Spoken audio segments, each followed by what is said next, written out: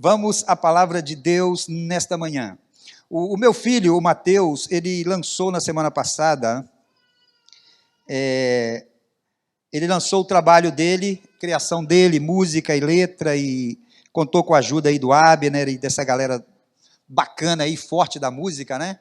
Então, alguns de vocês sabem, aqueles que não, você pode ir lá nas plataformas, né?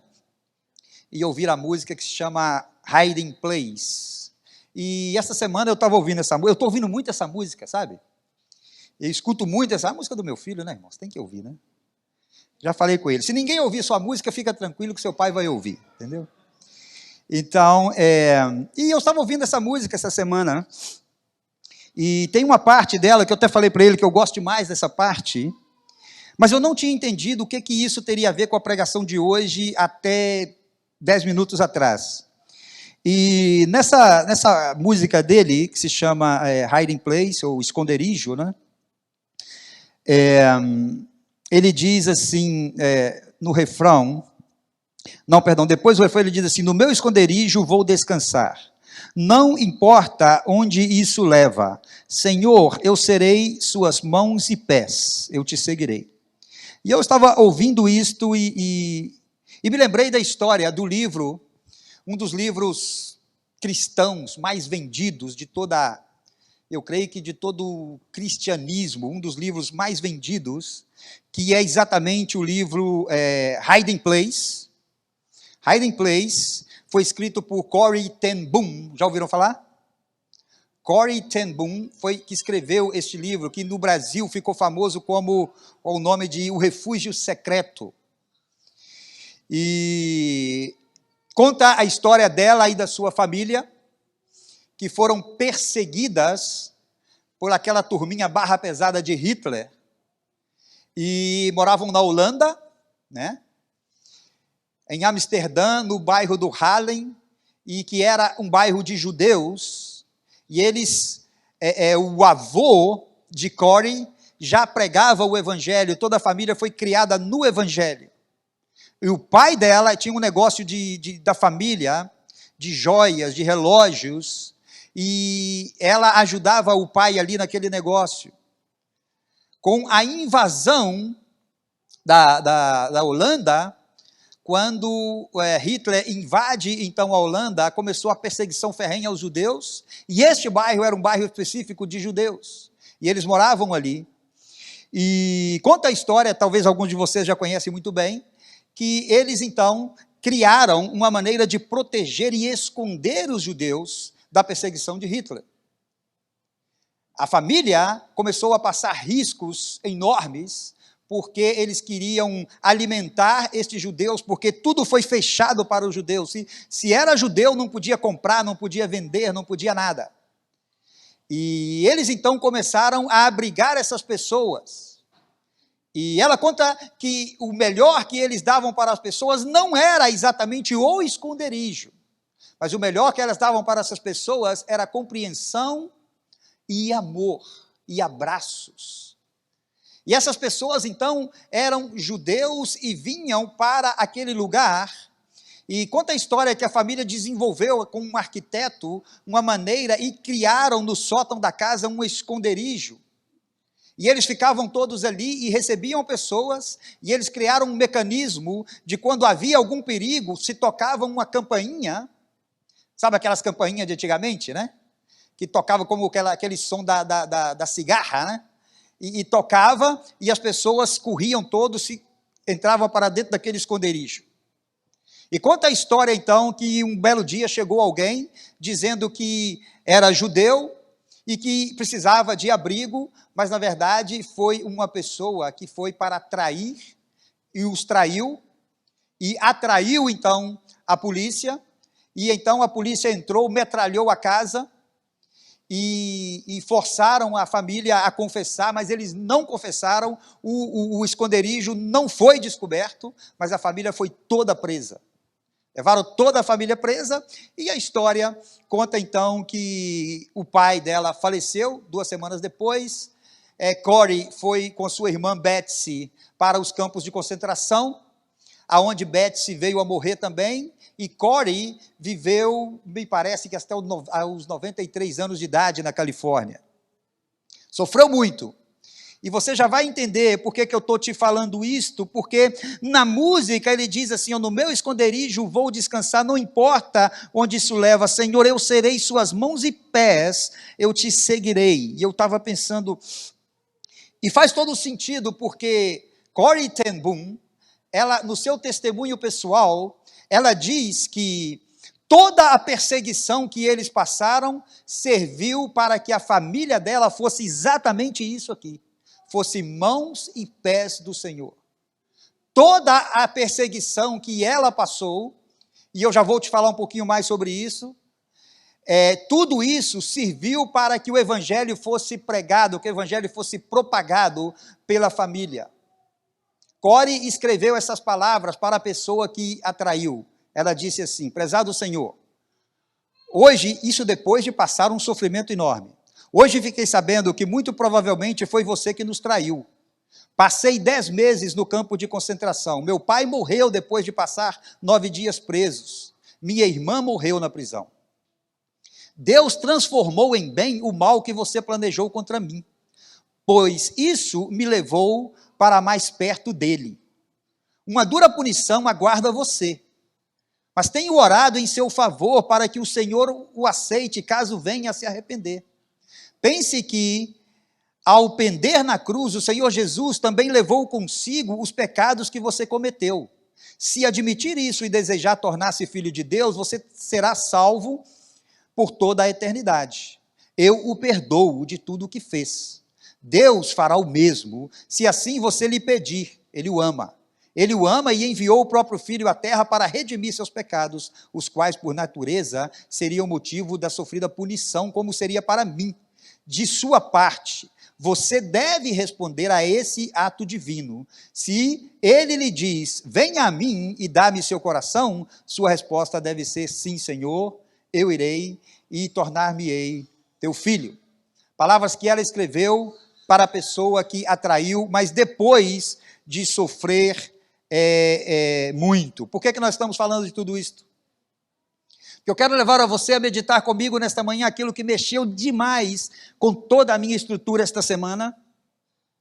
Mexeu muito, muito, muito, e eu quero compartilhar com você, porque nós estamos vivendo dias muito difíceis, estamos saindo de uma pandemia, que não foi fácil para ninguém, que foi algo muito inesperado, e temos ouvido falar de catástrofes por todos os lados. Estamos vivendo um tempo de guerra, Rússia e Ucrânia, inflação altíssima, nunca se pagou tão caro para morar, sim ou não? Nunca se pagou tão caro pela gasolina, tá difícil, hein? Quem tem carro elétrico aí está deitando na sopa, né? Está tudo muito difícil, sabe? Esta semana nós vimos mais uma tragédia no Texas, onde um garoto de 18 anos matou as pessoas, e entre elas, inclusive, havia uma menininha de origem hispana, cristã, que predicava o evangelho através das suas redes sociais do Facebook. É uma das meninas que faleceu naquela tragédia no Texas esta semana. Então nós estamos vendo falar de catástrofes por todo lado, e eu quero te trazer, irmão, uma estatística muito importante que diz que são, sabe, a Administração Nacional Oceânica e Atmosférica dos Estados Unidos registra as maiores catástrofes que chegam a custar mais de $1 bilhão.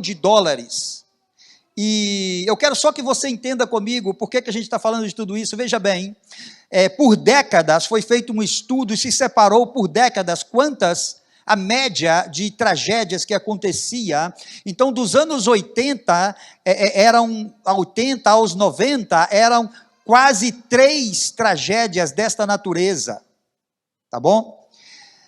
Por ano. E depois isso foi subindo até a década, até chegar o ano 2000, foi subindo, mas nunca passou de 4. No ano 2000 até o 2010, assuste você ou não, as tragédias desta natureza já eram 12 por ano. 12 por ano. Agora, você se assusta mais ainda se você toma de 2010 a 2020, já eram 22 por ano. 22 por ano. Então, quando você escuta esses números, você fala, isso é assustador, sim ou não? Mas para mim e para você não deveria ser. Para mim e para você não deveria ser assustador. Por quê? Por que, pastor? Não deveria, porque, olha, Mateus 24, Jesus já alertou e Jesus disse, ouvireis falar de guerra, de rumores de guerra. Nação contra nação, reino contra reino. Mas o que diz lá? Ainda não é o fim. Nós estamos caminhando mas ainda não é. Veja mais esta estatística que eu te dou. Total das guerras de 1900 até o ano 2000, 263 guerras, com quase 100 milhões de pessoas mortas. Ok? Nação contra nação, reino contra reino. Só em 2018, 60 conflitos, entre conflitos internacionais e nacionais. Nação contra nação, reino contra reino. Um pastor pregando o evangelho na sua igreja, ele disse o seguinte: isto não pode vir da parte de Deus.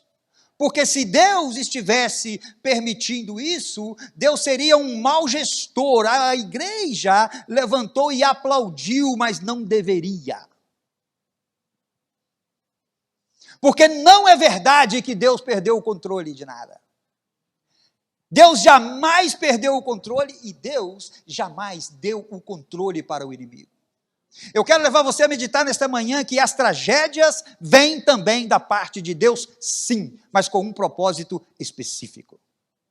Eu quero levar você a meditar comigo nesta manhã, porque é completamente falso o entendimento de que vermos tantas tragédias, catástrofes, pandemias e tudo isto, é completamente falso pensar que Deus tenha perdido o controle, completamente falso. Veja o que diz a palavra de Deus, 2 de Crônicas 26, diz, ó Senhor, Deus dos nossos pais, não sois vós Deus no céu? Vós governais sobre todos os reinos das nações, na tua mão há força e poder, e não há quem seja capaz de te resistir. Então, eu quero levar você a meditar comigo em alguns pontos que nós separamos através de algo que mexeu muito conosco essa semana, e o primeiro ponto é que Deus causa e permite tragédias e desastres. Pastor, mas Deus causa desastre? Sim, Deus causa desastre. Deus permite desastres, Deus causa desastres, tanto naturais como permite desastres causados pelo homem. Qual é a diferença disso? Desastres naturais, inundação, terremoto, furacão, desastres naturais. Desastres causados pelo homem, por exemplo, incêndios de grande proporção, e por aí vai. Então Deus permite tudo isso. Ai pastor, mas isso está na Bíblia? Claro que sim. Se você não acredita em mim, veja o que diz Isaías 45, 7 diz, eu formo a luz e crio a escuridão, eu faço o bem-estar e crio calamidade, eu sou o Senhor que faz todas estas coisas. Lamentações 3, 38, não é da boca do Altíssimo que vem o bem e o mal? Amós 3,6, quando o desastre chega a uma cidade, não foi o Senhor que o provocou? Ponto número 2, Deus causa desastres naturais e permite os que são provocados pelo homem. Ezequiel 14, 21, porque assim diz o Senhor Deus, quanto mais se eu enviar, escuta bem isso, os meus 4 juízos, espada, fome, bestas feras e a peste contra Jerusalém, para eliminar dela homens e animais. Deus causa tudo isso. Por que Deus causa? Sabe, a questão aqui, então, não é se ele causa ou não causa, permite ou não permite. A questão nossa que deveria arder no meu e no seu coração é por que ele causa, por que ele permite. Qual é o propósito de Deus em tudo isso? E eu quero te responder esta pergunta de uma maneira simples. A pergunta diz, por que Deus causa desastres globais? A pergunta é, porque Deus nos ama. A resposta é, porque Deus nos ama e porque Deus ama a todos. Muitas pessoas pensam que Deus envia desastre porque Ele está julgando. Claro que também tem isto. Claro que tem sim. Mas, embora Ele certamente irá julgar as pessoas no final, a sua principal razão para enviar desastres agora não é julgar, e sim salvar pessoas. Escuta bem o que eu estou dizendo, talvez você não está entendendo ainda, mas a gente vai chegar lá. A Bíblia diz que Deus não se deleita com a morte do ímpio. Ezequiel 33:11 diz, enquanto vivo, declara o Senhor Deus, não tenho prazer na morte do ímpio, mas em que o ímpio se converta do seu caminho e viva, convertei-vos dos vossos maus caminhos, senão morrereis. Deus não tem prazer, irmão, que o ímpio morra sem Ele.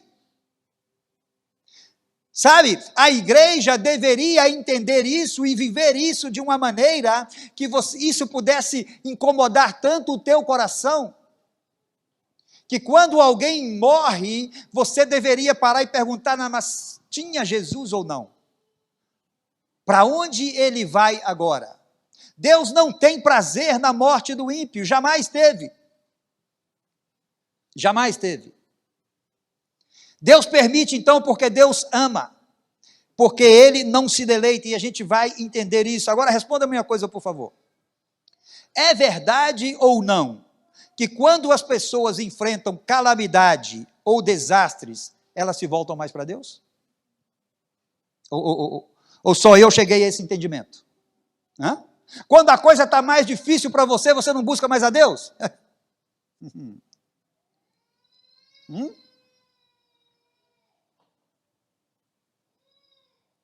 Todos somos assim, isso é o ser humano. Jó dizia isso, sabe? Ele diz, no entanto, não estará alguém num monte de ruínas a esticar a mão e no seu grito de desastre pedir por ajuda?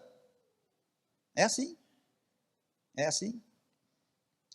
Deus faz e permite que façam com o propósito, e isto fica muito claro quando você lê. Não temos tempo para ler, mas se depois você puder ler na sua casa o texto de Amós 4, do 6 a 13, fica completamente fora de questão que Deus faz tudo isso, porque no texto de Amós 4, 6 a 13, Deus vai perguntar 5 vezes ao povo, porque Deus fala assim, só para vocês terem uma ideia, no versículo 6, estamos em Amós 4, 6 a 13, ele diz assim, também vos deixei de dentes limpos em todas as vossas cidades e com falta de pão em todos os vossos lugares. Depois ele vai dizer assim, contudo, não vos convertestes a mim, disse o Senhor.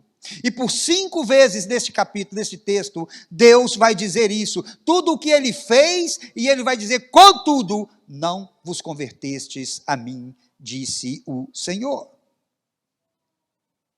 Não converteste ou não regressaste a mim, diz o Senhor. É incrível como Deus, sabe, eu estudando isso, eu fiquei pensando, é incrível como que Deus sofre pelo seu povo. É incrível como que o sentimento de amor de Deus é tão grande por aquelas pessoas que não o querem. Como que Deus sofre por aquelas pessoas que não querem nem compromisso com Ele, que não querem o aceitar, até que nem acreditam nele. Ele sofre por essas pessoas, por quê? Porque Ele não tem prazer na morte do ímpio. E isso deveria de levar-nos a lembrar da paciência, do amor, da longanimidade de Deus, da bondade de Deus, não só para com eles, mas também para conosco. Deus traz muitas vezes desastres às nações que impedem o evangelho para que estes povos possam migrar para onde possam receber o evangelho. Ou não tem muito de vocês que não conheciam o evangelho e vieram conhecer aqui? Ou não tem muita gente que sai do seu país para uma determinada razão que ele nem pensa e chega no outro país e chega a verdade de Deus. Então Deus faz isto, né? Olha o que diz Atos 17. 26, e fez de um só homem todas as nações da humanidade para viverem em toda a face da terra, tendo determinado os períodos atribuídos e os limites do seu lugar de residência. Para quê? Versículo 27 diz, para que procurassem a Deus e talvez sentissem o seu caminho na sua direção e o encontrassem.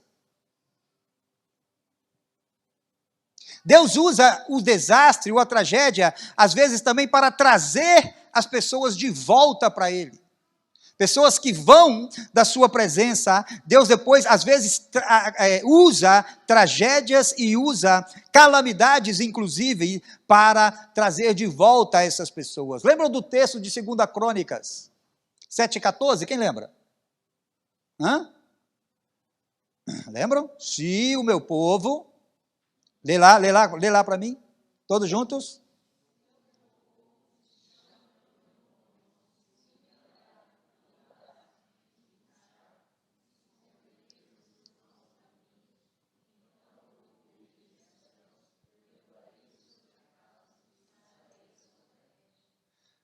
Todos somos povo de Deus aqui? Está falando para você e para mim. Está falando... Se nós, agora, a gente sempre lembra do 14, mas lembremos o que vem antes disso. Olha o que é que diz o 13. Olha se Deus faz ou não faz. Diz, se eu cerrar os céus de modo que não haja chuva, ou se ordenar aos gafanhotos que consumam a terra, ou se enviar a peste entre o meu povo. Escuta bem isso, igreja. Enviar a peste entre o meu povo. Deus envia ou não envia? É palavra de Deus, aqui não é achômetro. Isso aqui não é achômetro. Que eu penso, que não adianta que você pense, o que importa é o que está escrito na palavra de Deus. Palavra de Deus é verdade. E aqui, a gente agora está entendendo isso. Olha, o último desastre, ponto número 3, eu quero falar do último desastre global, aquilo que está por vir. Embora a frequência e a intensidade das catástrofes globais estejam a aumentar acentuadamente, elas são apenas um precursor daquilo que virá. Porque o que espera é muito pior do que o que já veio. Não fique, pastor, mas...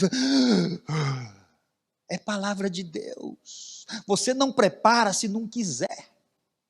Porque se você quiser, você tem acesso à palavra de Deus. Será levantado um anticristo, é contra Cristo. Poderia ser anticristo, anti-igreja, anti-espiritualidade, anti-reino de Deus, tá bom? Ele se levantará. E trará sofrimento à terra, trará tribulação à terra, trará coisas terríveis. A autoridade dele vai se estender, coligações mundiais vão ser pactadas, muito mais guerras virão. Ou não foi isso que aconteceu com Daniel interpretando o sonho de Nabucodonosor? Não foi uma advertência de Deus através de Daniel para o povo daquilo que aconteceria no futuro. Daniel 7,7 diz, depois disto, eu continuava olhando nas visões da noite, e eis aqui o quarto animal, olha bem, terrível, espantoso, sobremodo forte, o qual tinha grandes dentes de ferro, devorava e fazia em pedaços, pisava aos pés o que sobejava, era diferente de todos os animais que aparecem antes dele, tinha 10 chifres.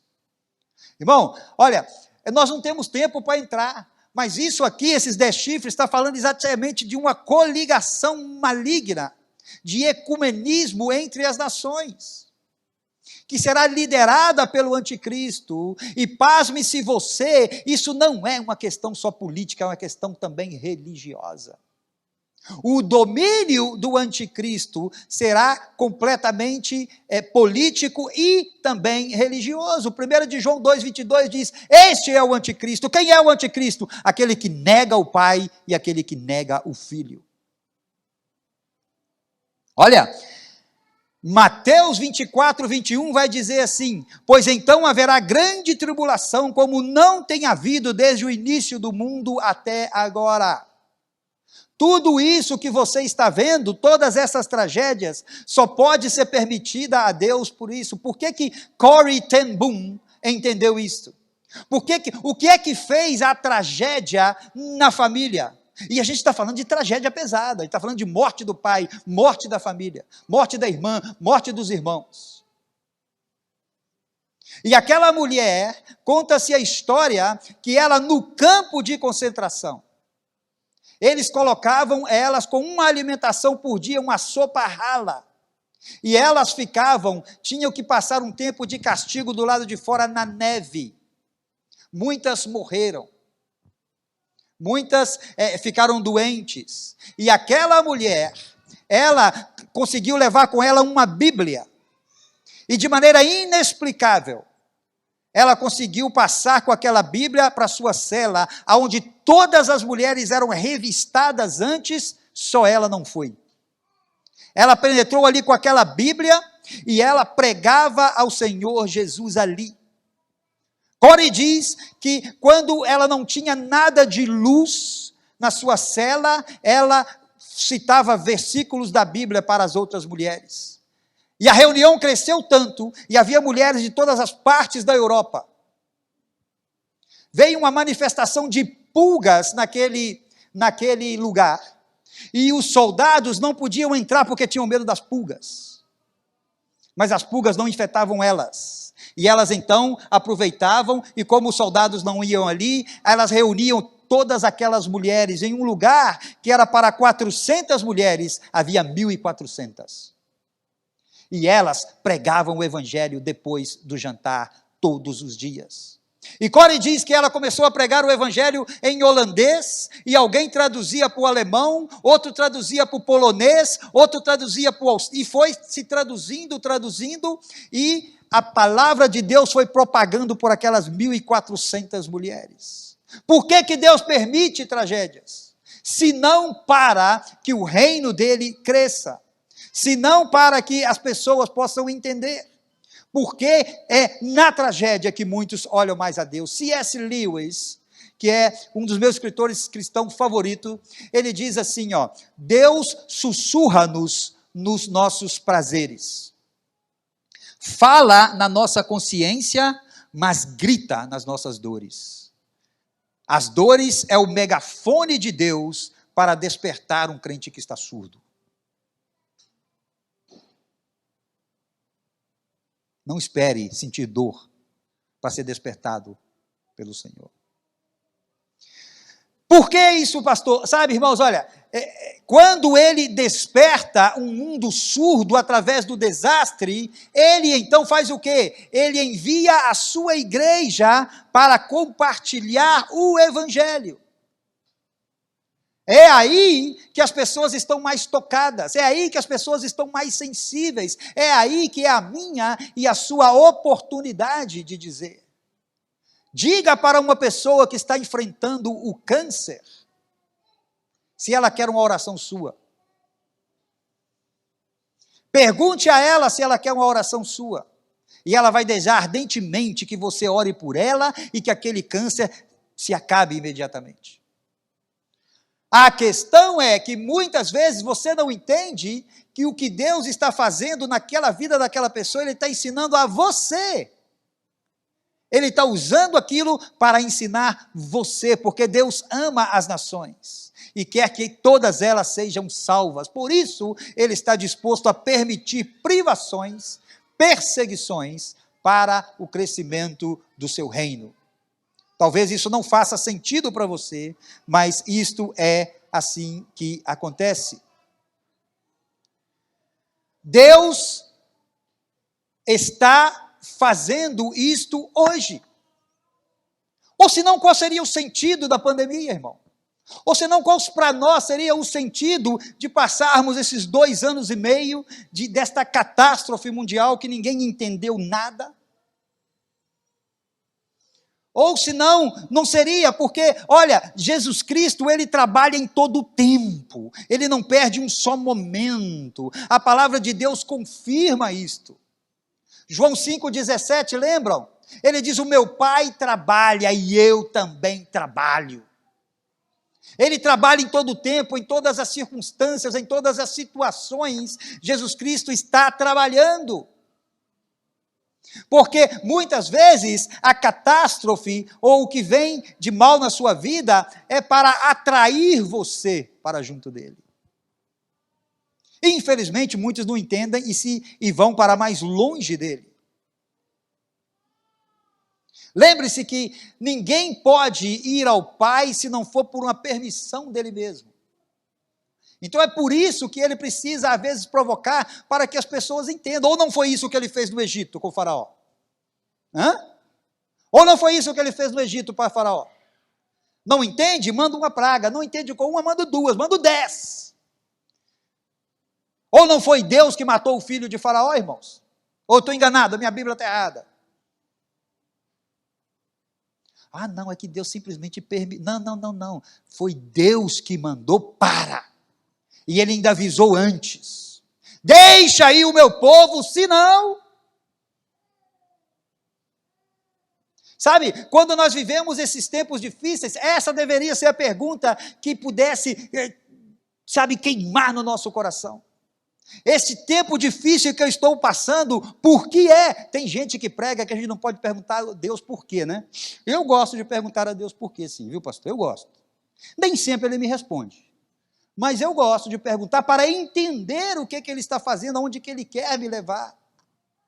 Sabe? É muito importante que você entenda por que está passando. Deus chama-nos para nos juntarmos e ele, muitas vezes, ele gasta até muito tempo com isso, porque às vezes a gente não entende, a gente é cabeção. A gente é cabeção, a gente não entende, e Deus faz com que você, e Deus investe tempo dele para que você entenda, por amor, simples e puramente por amor. Ou não foi isso que aconteceu com essa história?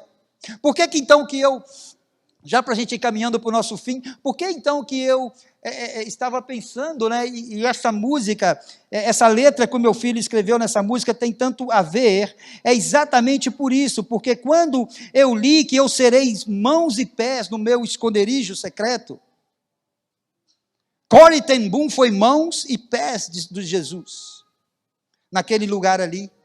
Ela foi mãos e pés naquele lugar.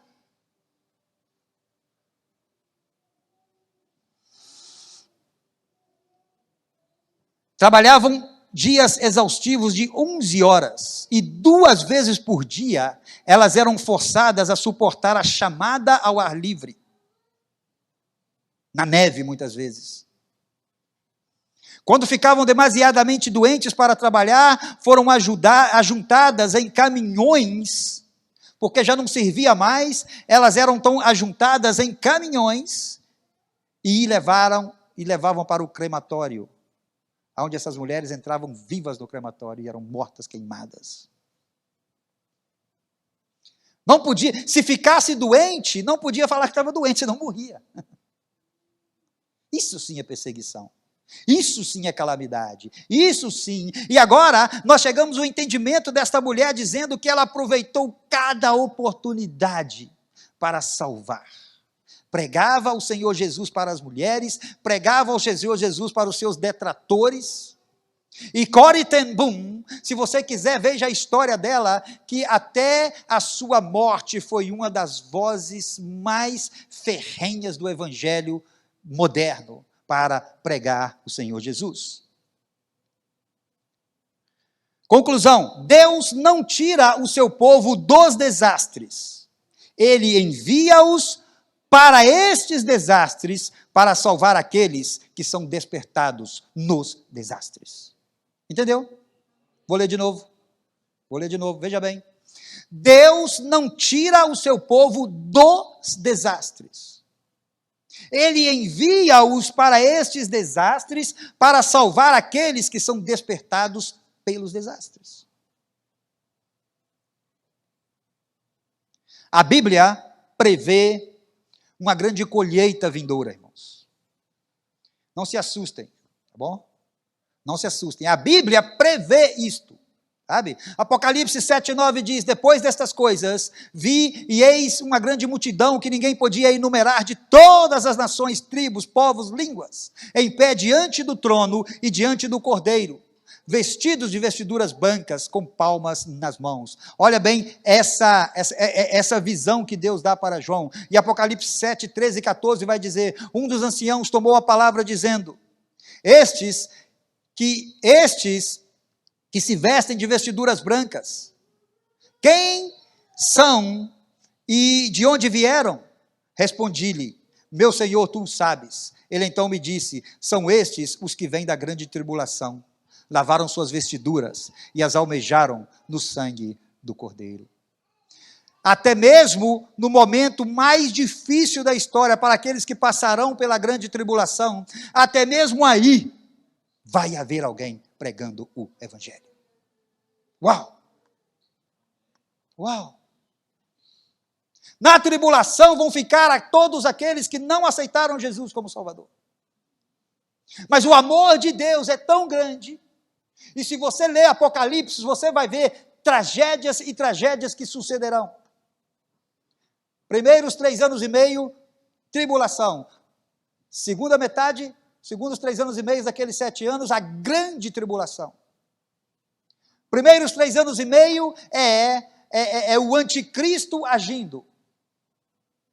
Mas os segundos 3 anos e meio é Deus agindo com o povo. Sabe, a questão é esta: a grande tribulação de desastres vai criar tanta fome espiritual, que quando Deus enviar a sua igreja, milhares de pessoas serão salvas. Milhares de pessoas serão salvas. Vamos ficar de pé.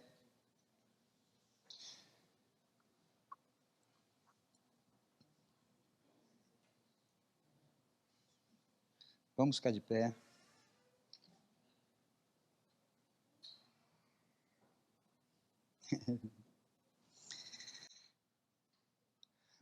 Você já perguntou alguma vez: Senhor, por que eu estou passando isso? Vem cá. Vamos conversar comigo aqui agora, igreja. Você já perguntou assim para Deus: Senhor, mas não estou entendendo o que o Senhor está fazendo. Não estou entendendo onde o Senhor quer me levar. Não estou entendendo por que o Senhor está permitindo isso. Senhor, eu sou teu filho. Muitas vezes nós achamos, porque somos filhos de Deus, a gente não devia sofrer nada. Tem até muita igreja aí que prega isso, né? Não sei qual Bíblia que eles leem. Eu não sei, eu não sei. Teve uma pessoa que disse assim, um amigo de infância meu, vocês vão rir agora. Um amigo de infância meu falou comigo assim: mas vocês pastores ganham muito dinheiro, né, Wagner? Aí eu olhei para ele e falei assim: quem? Uai, os pastores que eu conheço estão tudo milionários. Falei: rapaz, onde é que é? Sabe? Irmãos, o ímpio, ele não sabe nada de Deus. Sabe o que é nada? Não sabe nada de Deus. E muitas vezes eu e você julgamos o ímpio com nossos próprios olhos, mas não vemos, na verdade, o amor que Deus tem por ele. Que isso é o que realmente deveria mover o meu coração e o seu. É que ao ponto de que a pessoa possa orar por aquela pessoa que às vezes fala mal de você, aquela pessoa que às vezes te persegue, que você possa responder desta maneira, orando por ela. Eu quero terminar te dizendo que a maioria das igrejas no mundo de hoje não está entendendo o que é que Deus quer realmente fazer. E eu quero propor para vocês que estão me ouvindo, que estamos aqui, família Trinity, sim ou não? Eu quero propor para você que está nos ouvindo, para que nós possamos, sabe, irmãos, eu só estou convidando você para que a gente possa pregar junto o Evangelho. Isso é demais? É algo demais, irmãos?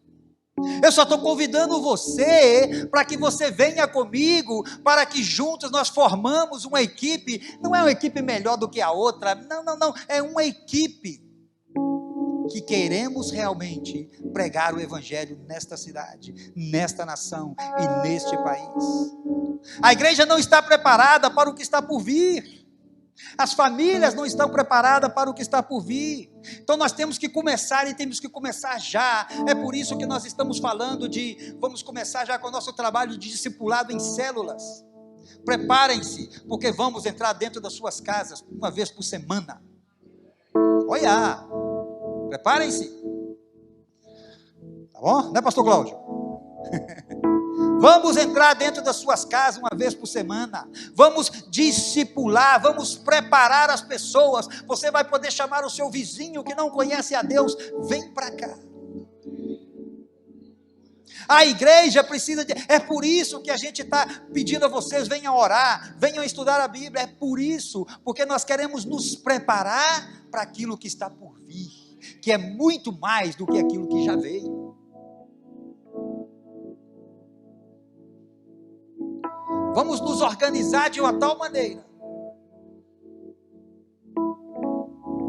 que quando o diabo souber, ele vai querer se levantar contra mim e contra você e contra a igreja. Mas deixa eu te dizer que ele não tem parte nem sorte. Nada.